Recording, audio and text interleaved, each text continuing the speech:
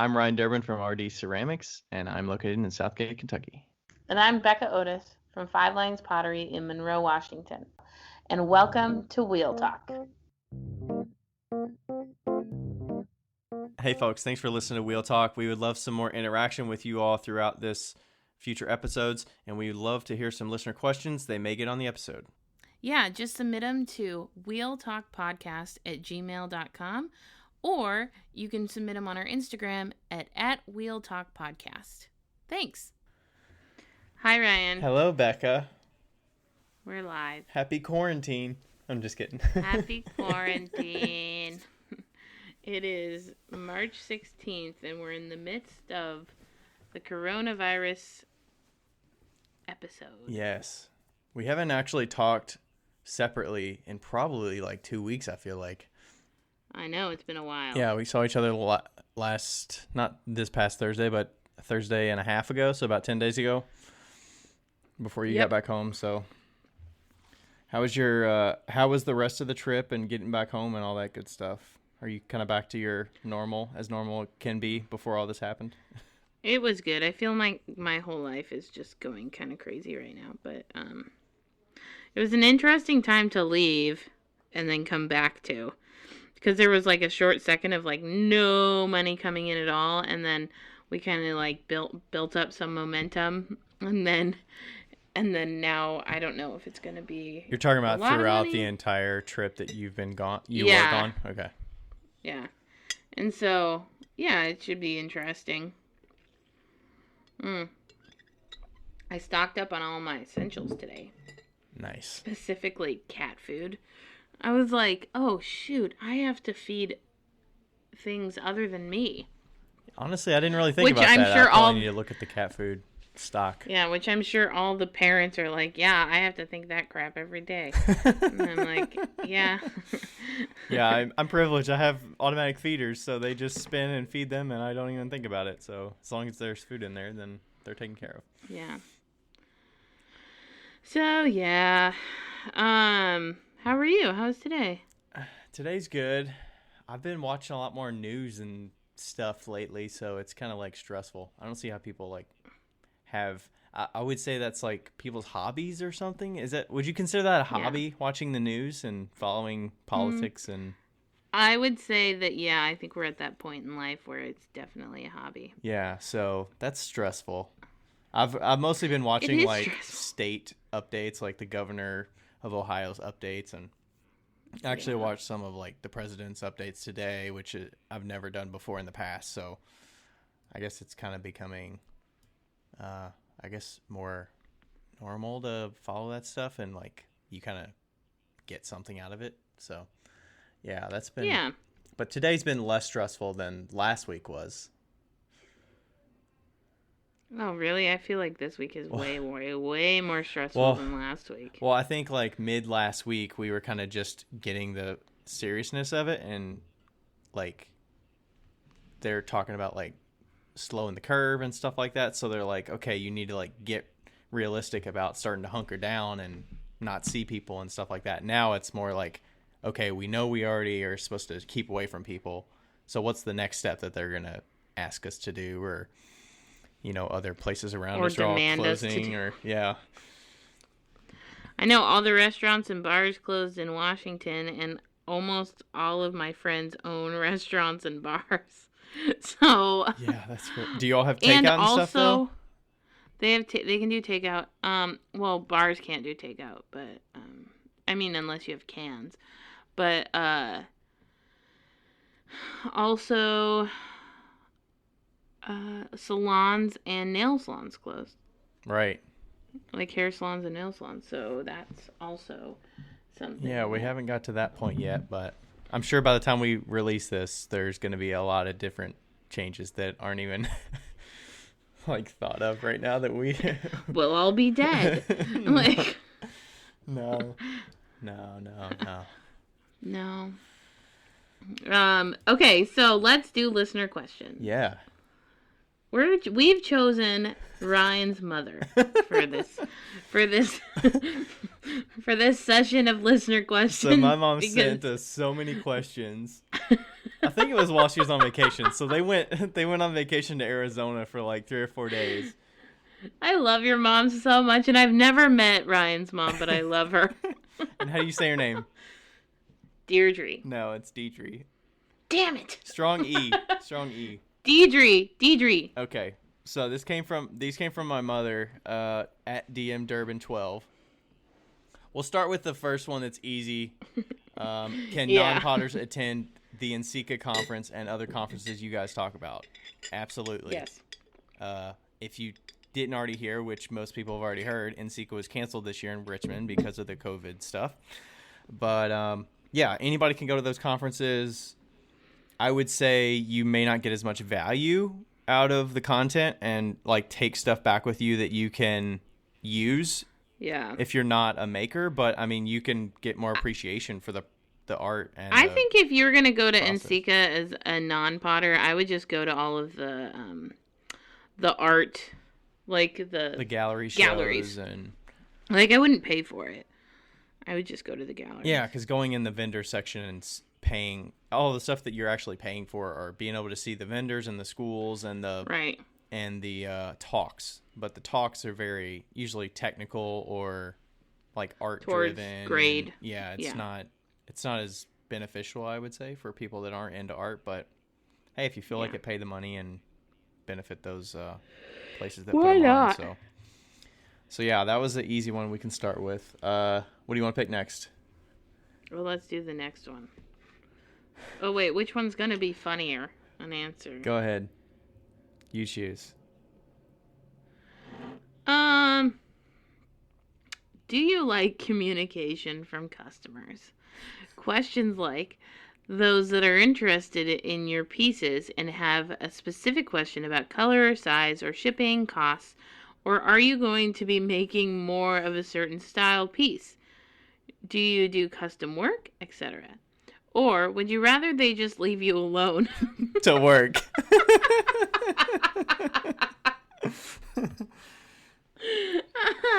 I can imagine you're just at your booth. You get questions from somebody and it's like, leave me alone.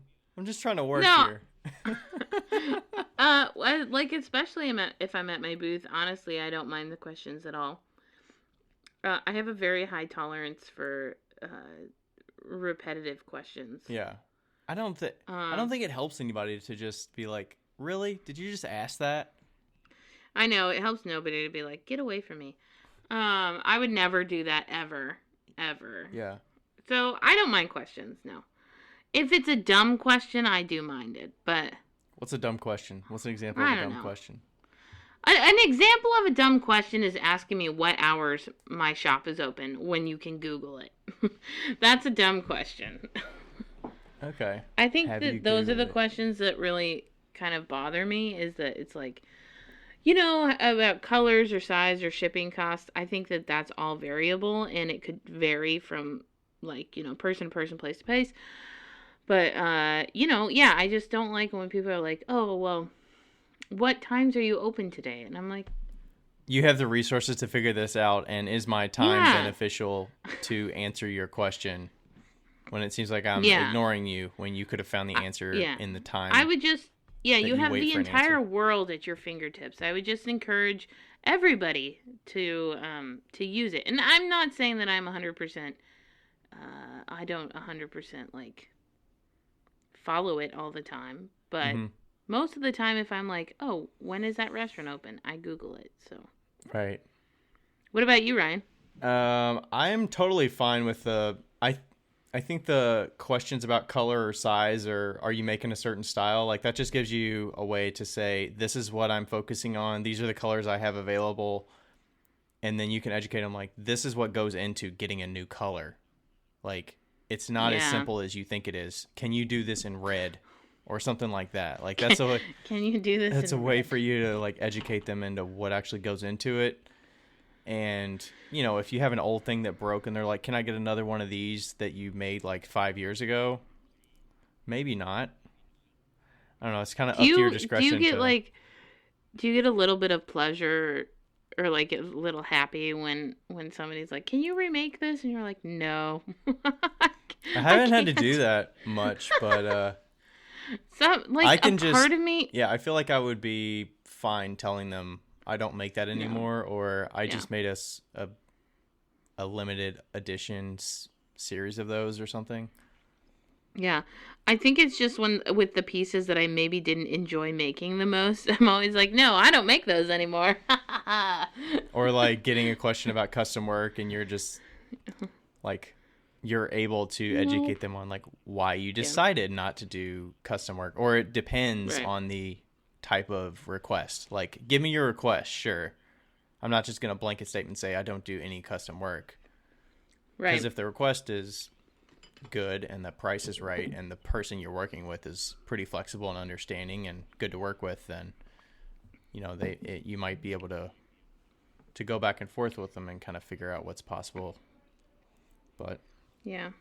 yeah, I don't think it's Okay. always the best to just be like, hey, leave me alone to do my work, because you need customers to sell your stuff to. You can't just isolate and be like, all right, I'm just gonna focus on what I'm doing and not worry If about somebody answering does that, questions and do slap customer their service. pots on the ground. Just say, "That's rude," and then just smash one of their pots. I'm kidding, don't do that. But think about it. Okay, best customer, worst customer. That's okay. That's basically maybe it. what's an example of a best customer for you? Maybe that's a good general way to answer this versus pointing out Sure. specifics. Best customer for me is in regards to ceramics, like doing pots and like mugs and stuff, is a lady that walks into my booth and says, "I want this one, this one, this one, this one, and this one." And they do it in 5 minutes. That's the best customer. But in regards to like if they were doing custom order, I really enjoy the customers that are like, just you do you, like you do whatever colors that you want. Yeah. That's what about you? I would say someone who kind of appreciates what they're looking at, and they can like say, oh my gosh, I like these 2 or 3, and I'm in the process of like narrowing down which one I want to pick or whatever, and they're just so excited to like see your stuff, and their just excitement level is so high that they appreciate what you're doing, and they're having a tough time picking between multiple things. Yeah. So like I feel like that's going to become a good customer and like a long-term customer too, because they're happy to see you, and Right. you've kind of built that rapport with them over time, and you're like hi, and you call them by name and stuff at future events that you see them at, and you're happy to see them besides just are they going to buy something today, because I Right. just feel like that's like, you know, they're there to support you whether you expect a sale or not. I think that gives you a good Totally. relationship with them, and then they're no longer just a transaction. It's more Yeah. They an become ongoing- friends. Yeah. So that's kind of my best customer. What about What's your worst customer? That's hard. I would say maybe, I mean, it kind of goes back to the like asking you questions like, I like this, but can it be this way? Or they get very specific about what they want. Picky customers. Yeah. Yeah. And they don't understand the handmade aspect to it. I mean, and you can educate them, but there's still some reluctancy to kind of get it, that it's handmade and there's not things that are perfect. And even if you explain that, like, okay, there's these lines on this pot because I grabbed it by the bottom of the pot, and there's little outlines of where my fingers were when I was glazing it, rather than that's a defect, like, can you fix that? So That's not a defect. That's my hand. yeah. That's what you should say. What about you? I'm around the same area. Maybe for me, it's just being like so picky that like the handmade aspect is lost. At some point, sometimes I just want to be like, go to Target. Yeah. Like if you're having this hard of an issue, like trying to find things that match, go to Target. Right. And that's really where Yeah, there's stuff for different people, right? You don't have to get handmade. Yeah. Some people are not like built Yeah. for handmade. Like they can't appreciate the price that they're paying for it, or they want perfection or whatever. Yeah. I haven't had very many like bad customers, so I feel like I should say that. I've been pretty lucky. Yeah. Okay, what are we talking about today, Ryan? All right. So, with all this COVID stuff going on, to make this more general, how should you adapt when your business is hit with unexpected events or happenings? And how do you kind of adapt and adjust from that? Ryan has a lot of notes for this one. Yes. By the So way. I have no idea what your perspective is on it because you're actually living it more than I am right now. Yeah. Oh, I just want to take a time out and say that Ryan does like a ton of the behind the scenes work on the show, and I could never write as much as he does. And it's one of those things where I Ryan. get the idea and I'm like, okay, how can we adapt this to a business that's not like, hey, let's just push this freak out and just freak out as small business makers. How can you freak out as well? More like, okay, what can we frame this so that business people can get something out of it? Right. That may have more time I on their just hands. appreciate how many notes you put in here, even though I probably won't read them all. But it was one of those where I was like, okay, this is a good topic. Let's frame it in a way that's somewhat organized. So I just kind of like vented into a note for like 10 minutes. And there's a lot in there. That only took you 10 minutes? That would have taken me like 45 minutes. There's 3 pages of notes here, guys. Yeah, probably. On there's an not 3 iPhone. Pages. 1, 2. On an iPhone, I guess. 2.5. 2.5. Okay. Okay. What's your first topic? Okay, so I would just say educate yourself is the easiest way to do it, but I was saying be aware of what changes are happening, you know. Yeah. It varies state to state, you know, the national stuff and the governments as a whole of your country have their own recommendations and restrictions or whatever, but the states also, if you're in the United States, then each state is a little different too. So, you know, figure out what's happening in your area. Ohio has been pretty on top of it with shutting stuff down, so a lot of the like show cancellations and all that stuff are happening, and you know, figure out where there's restrictions that could affect whether you can get together with people in a studio. Like if your studio is going to close and they're saying like businesses need to shut down, are you going to have access to your studio? Are you not? Right. I know. I'm like really struggling with that right now, actually. For your members? Yeah, because like really at the end of the day, there's not very many members that are coming in. And we do keep such a far distance away from each other. Mm-hmm. And so, and the people that are coming in live really close to the studio. So, yeah. Yeah. Anyway, continue. I would say the biggest thing that's affected us lately or the last week has been the show cancellations. Because, oh, yeah. the foreseeable, luckily we didn't have shows that were happening, for me at least, that were over the weekend because people were showing up to events and they were canceled. They were setting up and they were like, okay, we're closed. And these people just cannot get back the fees and the transportation that they, you know, went through to get there and the lodging they did and the show fees and all that kind of stuff. Like the refund policies are really tough. And, you know, if you can get in contact with show organizers about what they're doing and what their show is looking like, you know, whether you have it in a few weeks or a month or a couple months. They might not be able to tell you much for a couple months out, but, you know, get in contact and see if you can find out what you're looking at. You could be able to recoup some of the fees. That'll help you a little bit because, you know, every little bit helps, I guess, if you're looking at not having a show at all or not having sales because, you know, a lot of people rely on those in-person interactions. Only so many people are going to, you know, be able to recoup some of that money through like online sales because there's so much saturation online right now. Totally. Yeah, so a lot of the shows are canceling it. It's looking like the next at least 6 weeks ish. Like all the shows that I've seen in my area have been like canceled or postponed. So, Yeah. that's starting to get into the springtime when shows ramp up. So, pretty tough. Yeah. Have you heard anything from Leavenworth about your stuff? Your stuff normally starts in May, right?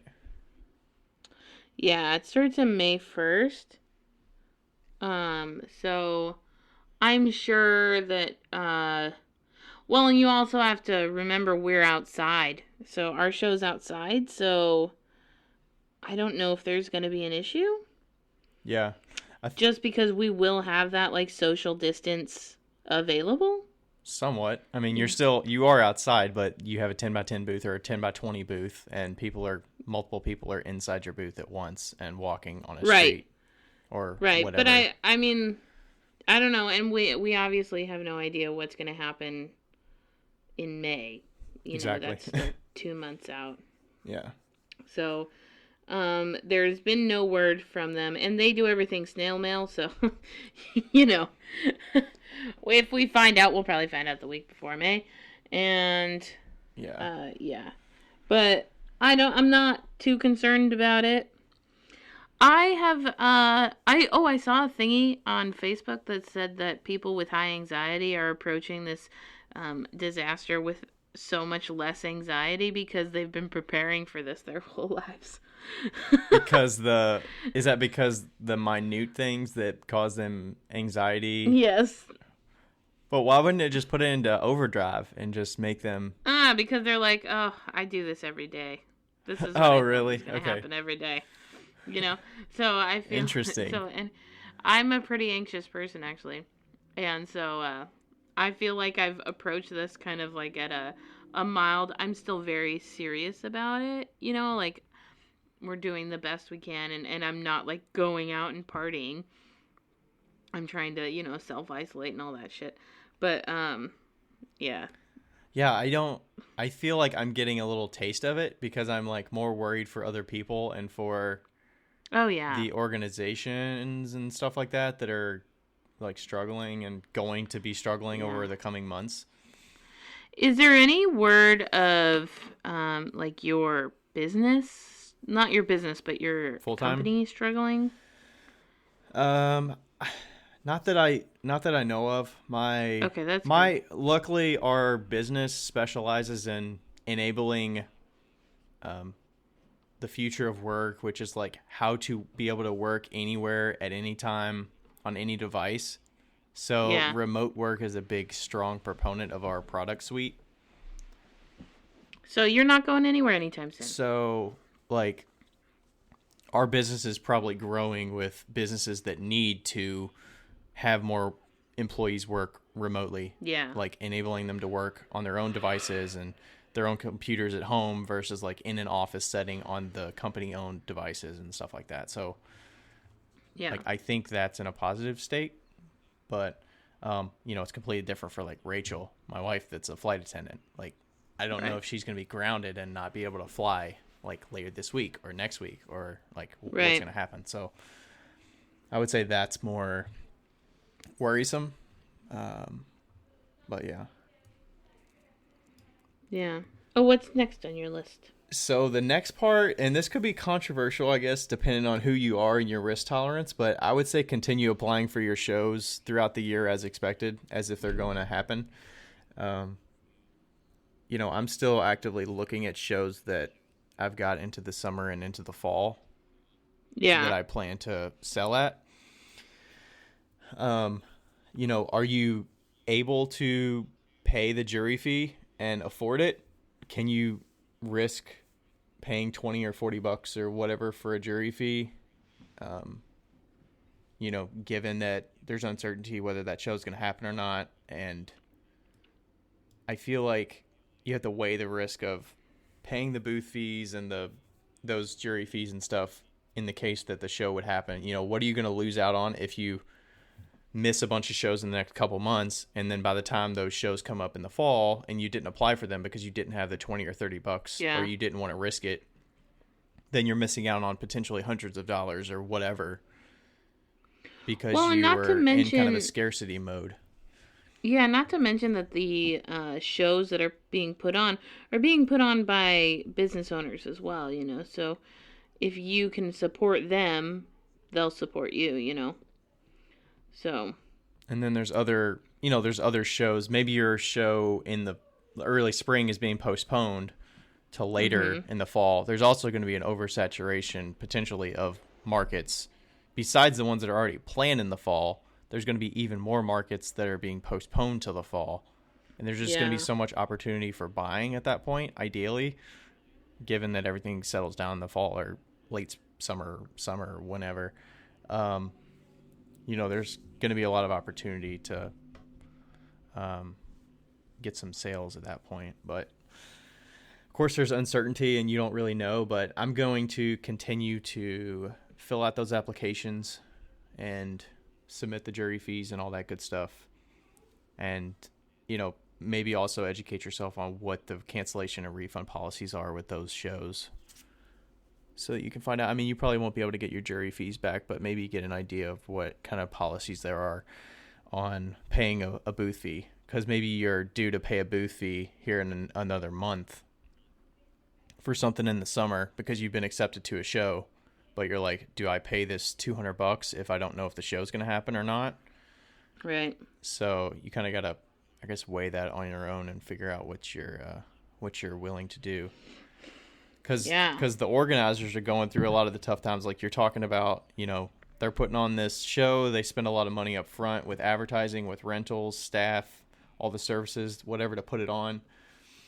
And, there's a lot of talk of like, are they responsible for refunding artist fees? Because it's kind of, do they have the money to refund artist fees? Right. Do they have, what's their mitigation if they can reschedule? Are they able to use the existing fees to go that extended time to, like, if they were to reschedule, or do you just miss out on all that money if you were, you can't do it or whatever? So yeah, I would say that's the majority of the stress that's been going on the last week with me personally, is because of the Clay Alliance organization that I'm a president of. We have the Spring Pottery Fair that's scheduled for May 2nd. And we're hearing all this stuff about, do we have it? Do we not have it? There's like 55 artists in it. And if we act too quickly and we say, okay, we're canceling it, then like we're potentially putting out 55 people from potentially making sales when the public could be ready to buy stuff. Or, I mean, everything changes daily. Like on Saturday, it looked different. 2 days later, it looks like they're shutting down any gatherings, and their CDC is saying like, don't have any gatherings more than 50 people 8 weeks out in the next 8 weeks. So they're saying like you should cancel or postpone those. So it's like, what goes into postponing it? You're basically redoing all the work that you already did to put the show on, to postpone it, figure out dates and like when's it available? When can you actually, are the artists available to sell there? Are they, do you have to reapply a bunch of people, refund a bunch of people? And like I would say that's the most stressful stuff going on now with my I situation. wish you could do like a virtual sale. Yeah, a lot of events are doing that. Like, I think different galleries that we're going to in Sika are doing stuff like that. But there's only so much. There's a lot of education that goes into that too. Do we have the skill set to do that? Yeah. And what venue do you host that? And how do you properly advertise for it? And who does that work fall to plan it? So it's a lot. Because a lot of people, that's like, oh, I rely on 90% of my income is on shows. How do I all of a sudden learn how to be an online seller? That learning curve is so steep, rather than, that's why I think diversifying your income streams is always beneficial, to allow you to be able to ramp up other areas when you have to, as well as like get educated on what's possible. I don't want to toot my own horn, but I'm really good at that part. Like shifting gears when you have to. Oh yeah. I just feel like that's been my whole life, so I can do that pretty easily. That's where you're like, when you need money, find it kind of thing. You've been really good at that. Oh yeah. Yeah. Yeah. Yeah, because you were talking in your thing. Yeah, do you want to... The next one kind of relates to that. Yeah, so the next one is to be open to new streams of revenue or shifting attention to areas where you currently make money, which is, consignment, wholesale, teaching online. So I got back from Indianapolis, and then we had this whole situation happen in Washington. I think we're a couple days later than you guys are. They just shut down restaurants and bars yesterday. Today. They shut them down yesterday in Ohio, like 9 p.m. yesterday. I think in preparation for the St. Patrick's Day, they were like, let's shut them down, or else it's this number of people infected are going to exponentially. Honestly, jump. That's really freaking smart. Honestly, I mean, there were still bars and stuff and people going out on Saturday for St. Patrick's Day gatherings, and I was seeing people in bars, and it's like, ugh. It's like, yeah, yikes. I mean, I'm not I'm a, I would say a medium stress level on passing the virus, but I also am very aware of how things can spread like this, Staying in and staying safe is much better way to go. So, and even on keeping that in mind, I'm not really focusing on paint a pot inside the shop because I really actually don't want people in their shop painting. Right. Even though we have a lot of distance, we have a lot of space, so it's not and every time everybody left, we just sanitized the crap. And honestly, it could be as simple as who's touching the doorknob on the outside? Are you sanitizing the outside door every single time that people go in and out? Exactly. So it's they don't even have to come in. They could just turn the doorknob and it's locked. And there's germs or whatever on the doorknob on the outside, even though you're locked. You can't really stop it. So we changed everything. I posted a thing to all the moms in Monroe saying, hey, I realize that, none of your kids are going to have school for the next 6 weeks. So would you guys be open to doing clay take-home kits? Was that a Facebook group or something? Monroe Moms? Yeah, it's like Monroe Moms. Okay. It's like a community. Okay. Yeah, community Facebook group. So I'm gonna start doing that, and of course my underglazes didn't get here, but I'm gonna revert and use stroking coats. But yeah, so I'm gonna start doing classes on YouTube for kids, which we'll see how that goes. I'm not the best teacher, so especially to children. But so I'm doing YouTube videos, just kind of little projects that kids can do, and then sending out little boxes with clay and straws, like a straw in there to make holes, and then a knife and a fork to do a needle tool with, and yeah, so that's kind of the plan. So is that, I remember you putting this out on Clay Buddies when you were talking about it, and you got some positive stuff, and you got a couple negative things where people were like, are you going to profit off of this tragedy she apologized, or this thing? By the way. Yeah. I don't know if the apology was because of the mob mentality and everybody getting on her hey, she's put in a service. She should get paid for it, or she should at least cover her expenses or whatever. I hate. Why do you guys have to gang up on one person? If somebody gangs up on me and is all pissed at me for a decision that I make, whatever. But don't get mad at them for voicing their opinion, especially if I have handled it. Right. I hate that. I hate that so much. I'm you guys are being so much worse than she was. Just bashing her over and over and over. Ugh, so annoying. So is that why you added that community members can donate money to help that was actually to offset it? That was actually, that was already in the works. That was not because of her. It was already happening. So explain what that is in case. So we're doing a program called Clay It Forward, and basically because there's a lot of communities in Monroe that a lot of community members in Monroe that can't really afford to have art projects and go to Ben Franklin or do stuff like that. we set up a program where people can donate money and it goes on the wall, kind of like a Post-it, pay it forward. And I'm hoping that people will nominate other people. And so I don't want the money to just sit up there. I want it to like go to somebody in need. So it's kind of like somebody's paying for a gift card, and it's a Yeah. unknown name gift card that anybody can claim. Right. Yeah, with no questions. I don't. Did you feel like there's some like guilt or something with people that want to use it, or they don't? I don't know. 'Cause I they mean, have I to- think that I would probably kind of go up and be like, well, I don't need to do that. But I just hope that, if somebody's, kind of struggling, and especially people with multiple kids, if you have more than 2 kids and you both of, you and your husband work, or a single mom, like I'd love to give it to some single moms, So Right. that's kind of that's kind of what I was thinking about. And so I'm going to work with the local charity and see if they have any ideas for people to nominate and stuff. So Yeah. yeah, but that was already planned. Like that, when I started to when I thought about doing the take-home clay kits, that was like literally neck and neck with it. So Nice. you kind of have to, especially in communities like that, if you're asking for something, you really need to give back as well.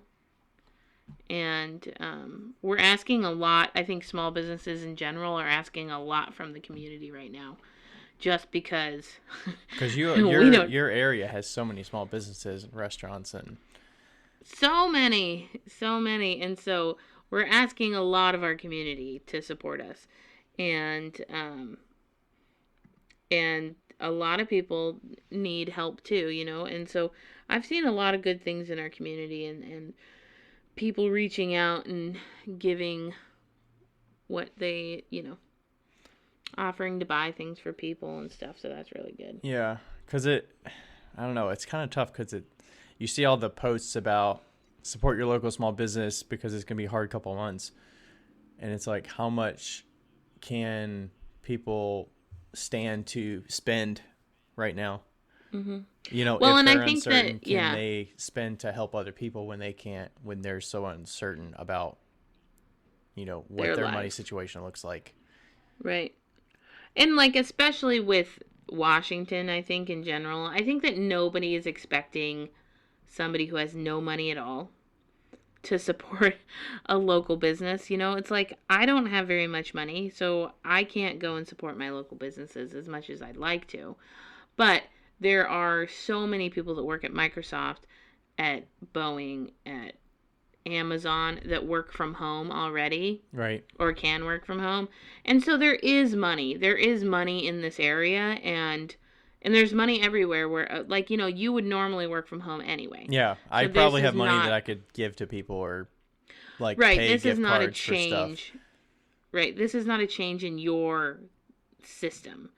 I don't think that anybody expects somebody who's going through a change that doesn't have the money under their mattress, to like get them through the next 3 months. I don't think anybody expects that to generate into businesses. So, and you should be saving it, Yeah. There's a fine line for sure. Yeah, I'm trying to figure out the best way to do that, and I also feel, I don't know if this is, I also feel kind of guilty too, because I'm like, I don't need this money for my bills. So should I just go silent on selling anything because I don't need that income? Because the main thing that drives me on a yearly basis and a monthly basis and a weekly basis is like trying to reach my end goals long term. Right. Is it worth sacrificing those, yearly goals or whatever goals to just say, okay, I'm not going to focus on that because other people need that more? No, I don't. I think there's plenty to go around. So, and then there's like, okay, or do I, like, what do I do to contribute to help out my fellow makers that need help? Well, I think that if you have extra cash to spend, buy a cup, buy a mug, buy a plant from Codeco. How do I know who needs it the most? Or how do I know, like... Everybody needs it the most. And I think that I think that you can see it by posts, and also there's no. But a lot of posts are Instagram. Like, Yeah. you can't I don't glean think there's everything from posts all the time. You can't I glean the think that realities. there's no problem in shooting somebody a message saying, "How are you holding up?" You know, and and and like I don't know. I feel like there's not an issue with that. Like a ton of people are messaging me and saying, "How are you holding up?" And honestly, I'm fine. We had a great weekend this last weekend, and lots of take home kits, and I'm fortunate enough to have savings enough that yes, it will wipe me out, but I'm fortunate enough to have savings enough that I can pay for my space and pay for what I need to, you know. Not a lot of people have that. That's true. They don't have going for them. Emergency funds and kind of backup money in case of stuff like this. Not you can plan stuff like this, but no, you can't plan stuff like this. But okay. But yeah, I think that that's the thing is, you know. So you're saying like don't haul. So I'm like, for instance, I'm still going to do my NSECA Cup sale because that was planned and that was made for NSECA timely to do that. But I'm like kind of back and forth on whether I should put other stuff up for sale because I have stock that I need to start selling because I made stock for the spring sales and those are not going to happen for probably a month, my first month of shows. You know, do I like not post anything because I don't really need that? Or do I post it but like kind of make it subtle, like, okay, there's more stuff on the shop if you want to shop. But by all means, like, support whoever. I don't think it's selfish of you to put up your pieces that you normally would put up. I think you can be honest with your customers, you know, and be like, hey, like, this is like. By all means, I do not need this money, so support other people if there's other things that catch your eye that. Right, like if that's something that you feel like you consciously have to do, then so be it, you know. Mm-hmm. There's I mean, and you know, you could do a list of I don't know, I a list of people that because it's preference too. It's like if somebody likes a certain person's work, you can't just say go check out these other people all the time because they're not necessarily going to have that connection or that, you know, whatever with that. I think the key is to not worry so much about the specifics, but to maybe here's what I would say. Maybe instead of going to Target and buying random stuff there that you wouldn't need, go to a small business on Etsy and buy random stuff there that you wouldn't need. You know, I think that now more than ever, supporting the ones in like locally to you is important. You know? Right. Like instead of going and getting a frozen pizza at the grocery store, maybe order out pizza at not Domino. Like Domino's is fine too, but local... like at a local pizza place, you know. I think that's it's not about like, oh, I'm being selfish about asking people for money. This is your job, like this is what you're working towards. This is goals that you have, and there's no problem with having those goals. Mm-hmm. But you know, don't be selfish. Like don't be an asshole. There's those are like, what are those? Don't be a dick, don't be selfish, and don't be an asshole. Those are 3 basic life goals. Okay. I think that's really what we can do in this particular situation. Yes. Don't be a dick. Don't be an asshole. Those kind of go hand in hand, though. I don't know if you need 2 of them for the same thing. You can be, maybe it needs to be said twice. So, I guess back to the semi list we had. What other new? So you built the new revenue stream with the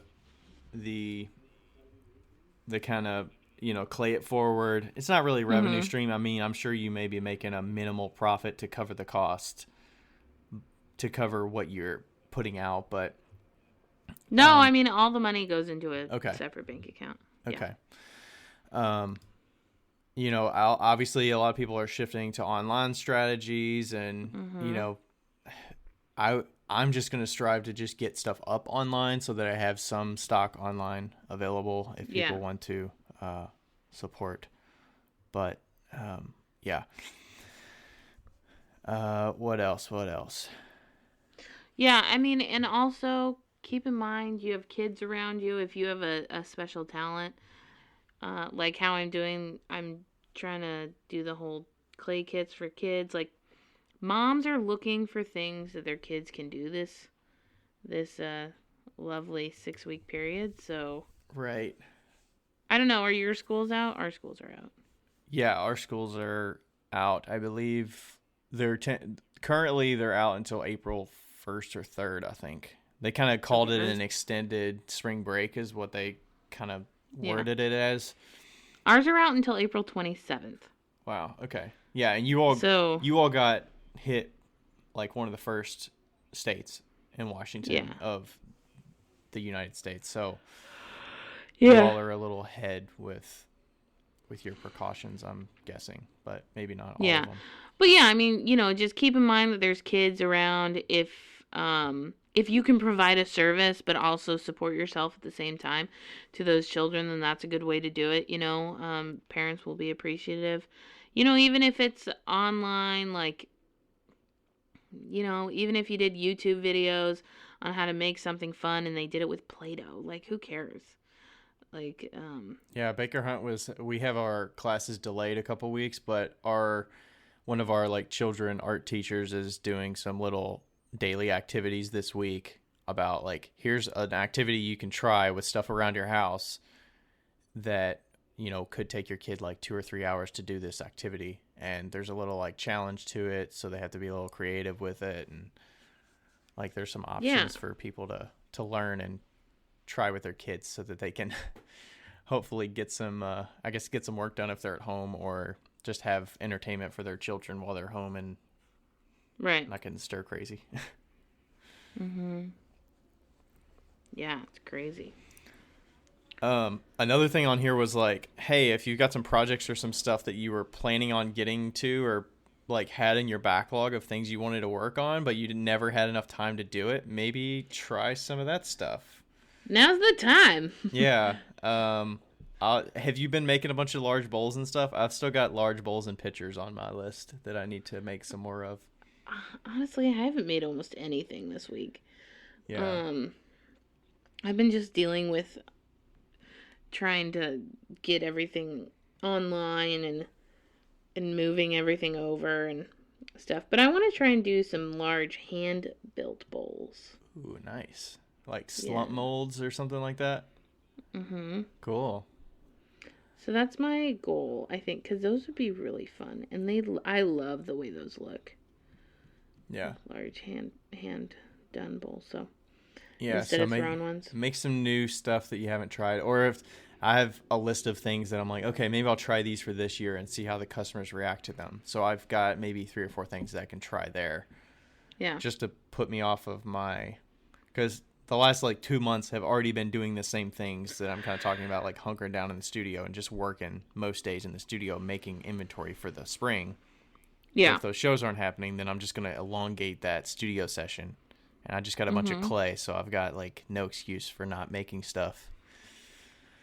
Oh yeah, I have a bunch of clay that's super, super hard. Like, I don't know what happened with it in the pug mill at the store. So if you got a big bucket of reclaim that you've been putting off, maybe put a little time. Now's the time. A couple days a week, get that reclaim knocked down. And then you got more stuff to work with. Honestly, like,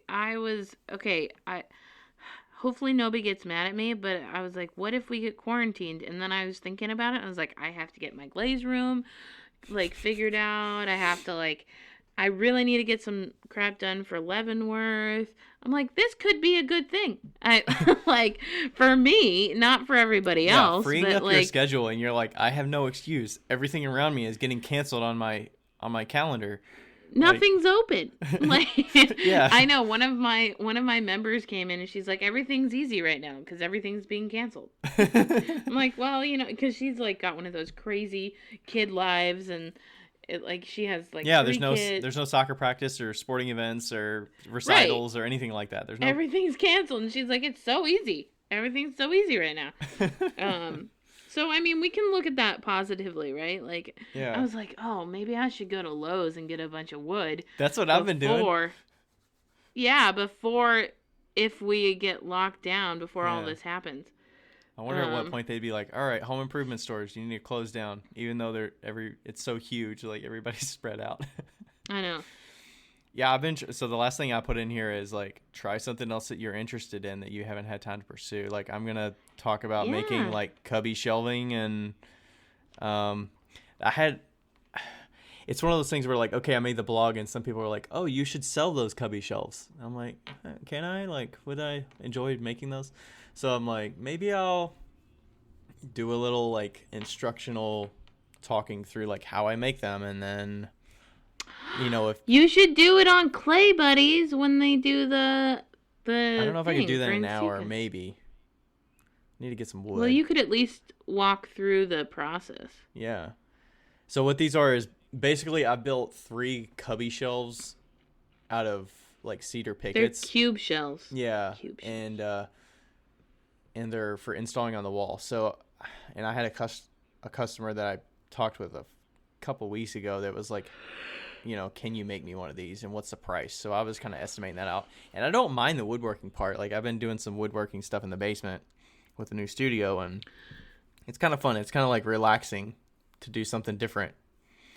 Because I feel like with the stuff going on, like just getting in the studio and doing the same old thing and just throwing a bunch is not quite going to do it. So, trying some different hobbies or trying something that kind of takes your mind off stuff Yeah. So I'm trying some of that. Did you figure out how much you're going to sell those for? So I gave an estimate based on, if you look at the one in my blog, which is kind of like a 50 inches tall by like 30 inches wide, I think, holds like 35 mugs. I quoted it at about $150. That's not bad. So, I'd pay that. Yeah, figuring out pricing for it, and like I'd pay I've that made if I didn't have 3 to of make them it. now. So I'm pretty confident in the best way to assemble them, and given that I already have all the materials and like all that equipment and tools and stuff, like it's totally doable. So it's been fun to try some of that and do some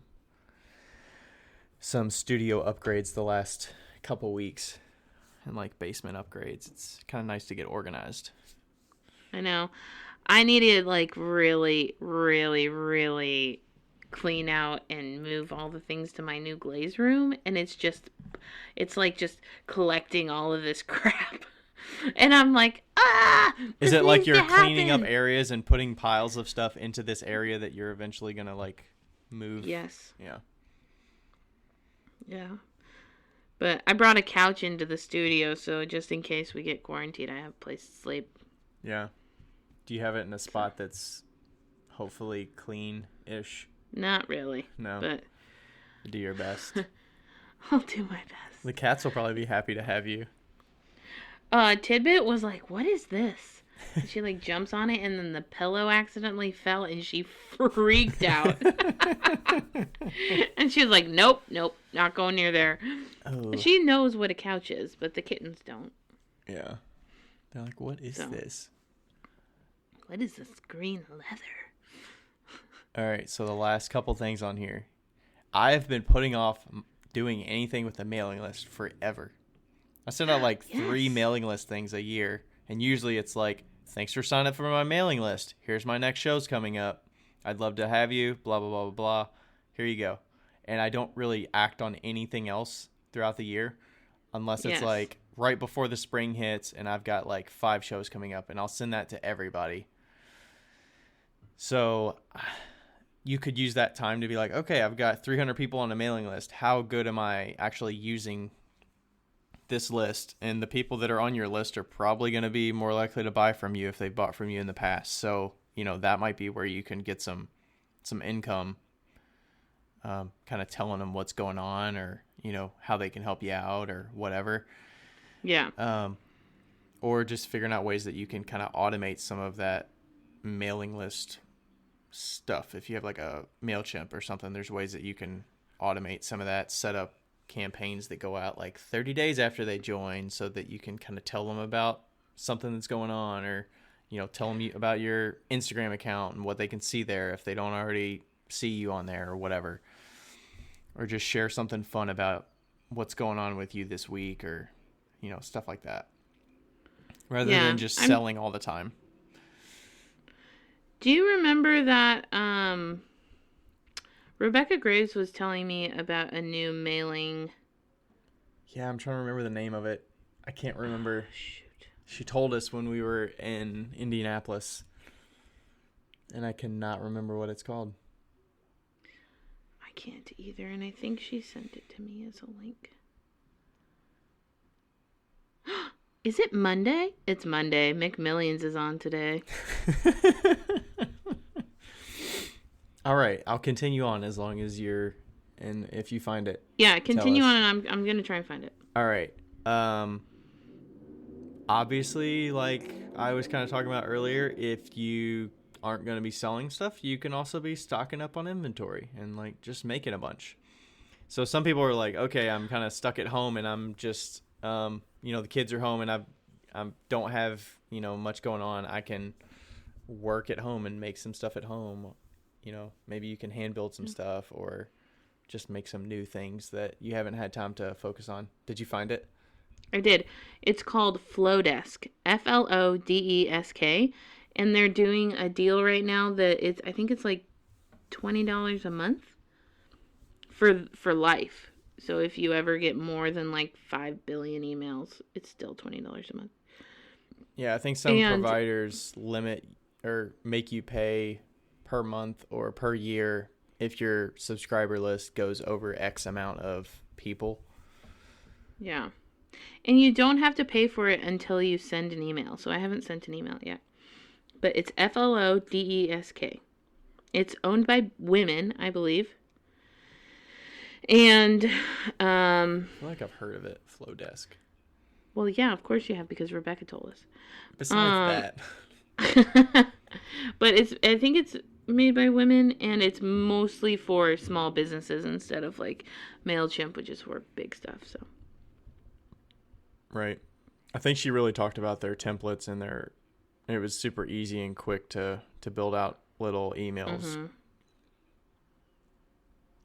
Yep. Yeah. All right. Yeah. So there you go. Flowdesk. Look it up. Flodesk. Desk. All right. Last thing on the list, which is kind of obvious, I guess. Think of other ways to make money outside of clay that can help you. So I don't know what that is, but I'm sure there are places that are hiring if you need quick cash, like retail and groceries and stuff like that you could probably grocery stores are hiring right now. Did you so the groceries around here, I think they were saying that places were going to close, like Kroger's that are 24-hour groceries. Normally they're closing and they're opening from like limited hours, like 7 a.m. to 9, so they can stock up and stuff. Did yeah, they do that where you're not at? Well, we don't have any 24-hour groceries here, so yeah, we have too much theft in our lovely little town. Oh, okay. So. But yeah, so they were Walmart like closes at midnight. Closing down I think stores to allow you. Yeah, they're like closing early, so just keep that in mind. But yeah, if you have to get an extra, I saw that one of the gym owners was like, "Does anybody need any extra help? Because my gym's closed, so we need to like, make money still." So if you need any handyman stuff, or like if you can do anything else. Yeah, we're doing some house projects, so that kind of stuff is like, I'm sure people that are, in need of some help with little handy things around, or maybe once the spring starts hitting, maybe it's like cutting grass or like planting stuff for people or whatever. Yeah. Depending on where you're at, I guess, in your climate, but... All right. Any last things? Don't panic and carry a towel. Carry a towel? Do you keep a towel on you? No, that's from Hitchhiker's Guide to the Galaxy. Oh, I don't know that. Don't panic and always carry a towel. You haven't seen that movie? No. Oh, Ryan. That's your next one. Next movie to watch is Hitchhiker's Guide to the Galaxy. What? It's so funny. Isn't there multiple of those? Like which No, version? There's only one? it's just one. Oh. Hitchhiker's Guide to the Galaxy. How old is that? 2000. Oh, okay. All right. Don't panic. Best of carry a luck. towel. Stay safe. All that good stuff. Yeah, and seriously, don't panic. Like, seriously. And leave some toilet paper for the elders, okay? Because... Or like, go ridiculous. deliver them some toilet paper. Like, go give them some. Mm-hmm. Yeah. This toilet So- paper stuff is crazy. We're going to listen back at this, like, down the road, and it's going to sound so nuts. Like, the documentation of what's going on now for people 5 years, 10 years, 50 years down the road is going to be like... Oh, and stay away from people. For the love of God, don't be selfish. Yeah, we've had to cancel some get-togethers or brunches or game nights. I was like, we need to have a game night with, like, 4 people. Like, can we have a game night with 4 people? And, like, no. No. We got them canceled. Stay away from people. For the love of God. Like, if you want things to go back to normal, follow the rules. I was thinking about it today. I'm like, we as a society, we can follow the rules. Like, everybody goes when the light turns green, and everybody stops when the light turns red. And it's just like these basic things. Basic things. Stay away from people. That's it. That's all. And it's not, like, politically driven, like proving who's right and how bad it is, and is it just hysteria, or are they telling you things that are not actually realistic or whatever? It's just like, Right. if you look at the science of it, it gets worse Yeah. the more people you come in contact with. Right, and best case scenario, you stay away from people, and it was all just whatever. Yeah, and it worked, I guess, because people stayed away from people or whatever. Yeah, All right. that's it. Yeah, and things are going to change by the time we release this. I'm sure it's going to sound completely different. No, because we're gonna release it on Saturday. Oh, okay. Yeah. Sweet. Okay. All right. Bye. Bye. Thanks so much for listening to another episode of Wheel Talk. If you'd like to follow us on Instagram, you could find the podcast at Wheel Talk Podcast, or you could find myself at RD Ceramics. That's R as in Ryan, D as in Durban, Ceramics.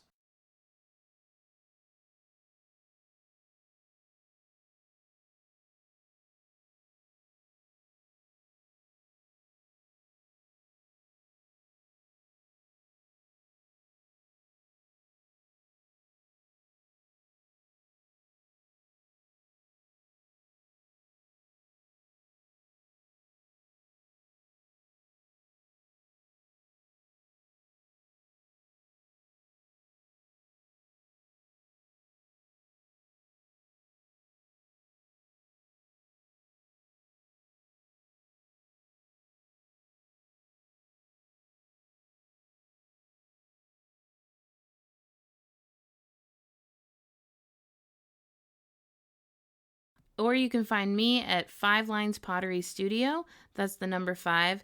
And don't forget, share this with your friends, like us on Instagram, and don't forget to write a review. It helps us an awful lot. Thanks.